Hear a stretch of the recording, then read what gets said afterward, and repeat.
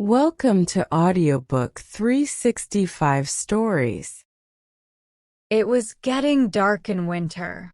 Dark shapes moved in the room, while the red light flickered nicely between the old fireplace tools.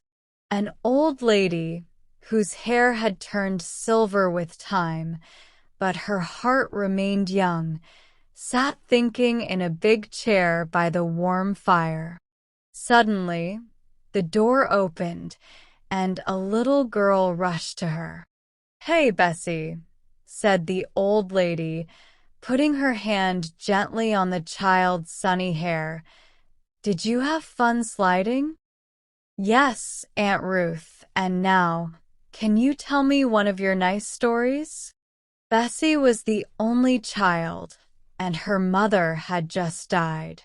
She came to visit her aunt, who had grown to love her a lot because she was sweet and loving. But Aunt Ruth noticed something about Bessie. She didn't always tell the truth, and she didn't seem to feel bad when caught lying. Aunt Ruth was known for always telling the truth, and she didn't like lies at all. It bothered her more than anything else. "I don't want a liar around me," Aunt Ruth thought in her heart. She decided, with God's help, to remove lying from her darling's character, no matter how hard it might be. She had been thinking about this, and now she was determined. "Come sit in your rocking chair, dear, and come close to me," she said, and the child looked up at her with big blue eyes. "I'm old now, Bessie," she said softly, stroking the child's forehead, "and my memory isn't as good as it used to be. But I remember when I was a little girl like you. You look surprised, but one day, if you live long enough, you'll be an old lady like me. When I was young, I was in a spelling class at school with a girl named Amy. She was kind and smart. She liked being my friend, and I liked her too. But sometimes I felt jealous because she did better than me in class, even though I could have been at the top if it wasn't for her. Amy didn't understand why I sometimes acted cold towards her. I was too proud to tell her why. I used to try to make the other girls not like Amy, and that's when I started lying. Amy was too shy to defend herself, so I usually got my way. One day, our teacher gave us the word believe. Amy spelled it B-L-I-E-V. The teacher thought she was wrong and asked, "Didn't you spell it L-E-I-V?" Amy said, "No, ma'am, I spelled it L-I-E-V." The teacher wasn't sure, so she asked me, "Did you hear, Ruth? How did Amy spell it?" A bad idea came to me. I wanted to make Amy look bad and make myself look better. So I lied and said, "Amy spelled it L-E-I-V." The teacher looked at Amy, who was silent and upset by my lie. She looked like she was guilty, with her red face and tears. "Amy," said the teacher sternly, "I didn't expect you to lie. Go to the back of the class and stay after school." I won, Bessie. Amy was in trouble, and I was at the top of the class. But I wasn't happy. After school, I pretended I lost something and stayed in the hallway. I heard the teacher calling Amy. Amy said, "Miss R, I didn't lie," but I could see through the keyhole that she was trembling with fear and sadness. "Put out your hand." I stood there, frozen. I heard the teacher hitting Amy's small hand over and over with a stick. It hurt me to hear it, but I didn't confess. Instead, I quietly left. I saw Amy walking slowly, wiping her tears with one hand and holding her books with the other. Her crying made me sad. She stumbled and dropped her books. I picked them up and gave them to her. She looked at me with teary eyes and said, "Thank you, Ruth." It made me feel even guiltier, but I didn't say anything. We walked home together without talking. When I got home, I tried to pretend everything was fine, but I felt worse inside. I didn't need anyone to tell me I did wrong. I felt like God was judging me. I tried to act happy, but tears were hiding behind my smiles. I went to my room. I couldn't pray, so I hurried to bed and closed my eyes. But I couldn't sleep. The ticking of the old clock got louder, like it was scolding me. When it struck midnight, it sounded like a scary bell. I tossed and turned on my pillow, feeling like it was full of thorns. I kept thinking of Amy's sad eyes and the sound of the teacher's stick hitting her hand. I couldn't take it anymore, so I got up and sat by the window. The trees outside looked peaceful in the moonlight, but I felt restless. Everything around me seemed to remind me of my guilt. The quietness of the night made me feel even worse. I felt like God was mad at me, and my conscience was heavy with guilt.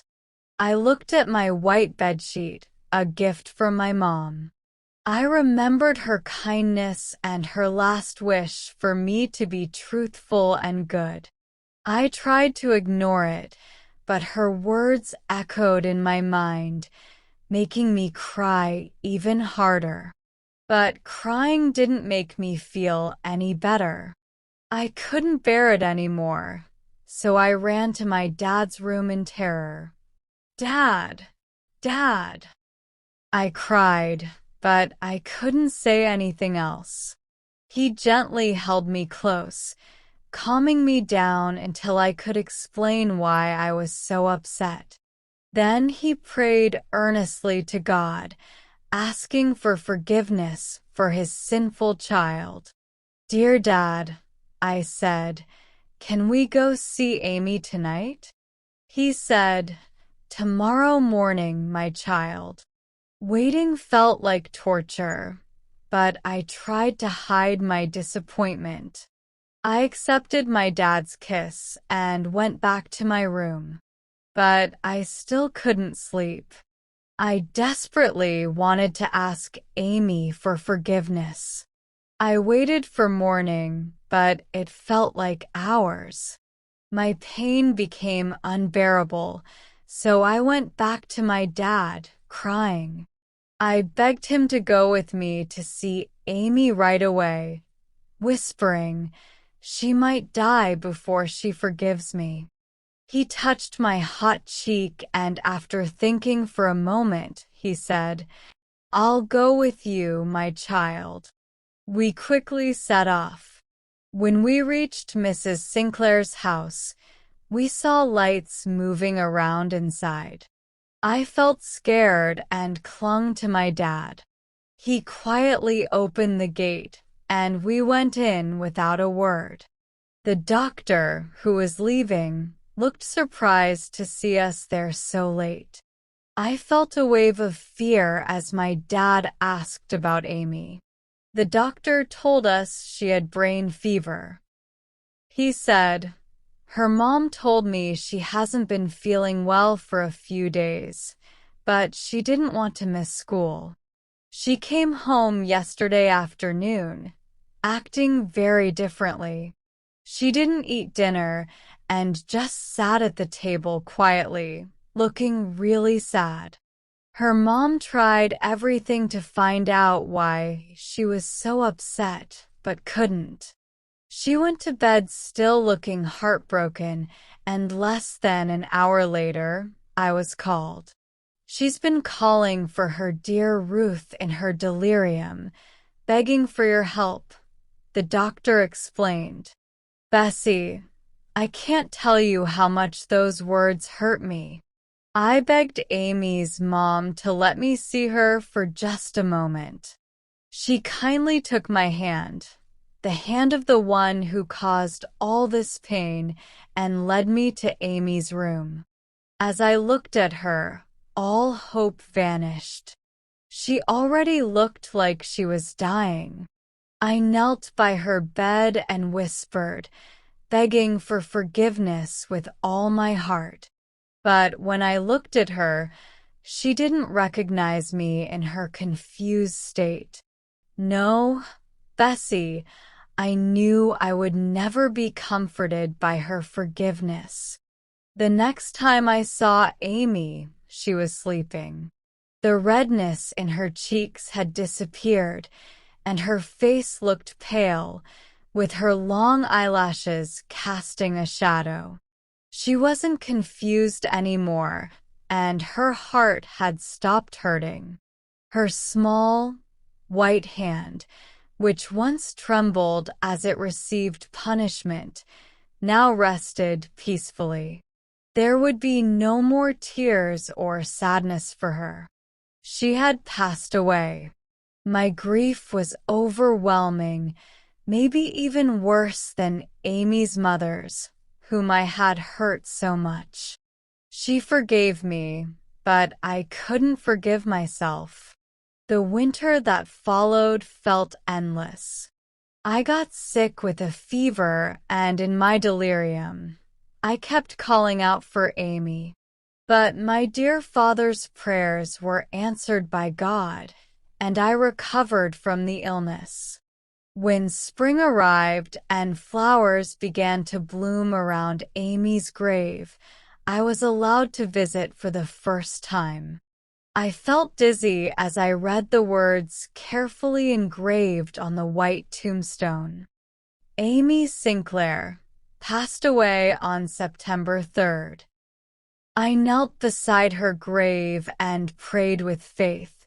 It brought me relief and strength, Bessie, Aunt Ruth said, gently touching Bessie's head as she bowed down in sorrow. Bessie's tears had been flowing for a while, and now her sadness seemed overwhelming. Aunt Ruth didn't try to comfort her, hoping that her sorrow would bring healing. "Please pray for me," whispered Bessie, finally looking up through her tears and hugging her aunt tightly. From her heart, Aunt Ruth prayed for the crying child. Bessie would never forget that moment. In that twilight hour, a light of understanding dawned on her, brighter than the morning sun. And though Aunt Ruth had to bring up painful memories from the past, she felt more than repaid for her sacrifice. Because in that clear light of truth, Bessie's once troubled face, as lovely as a May morning, now shone with a newfound purpose of honesty and goodness.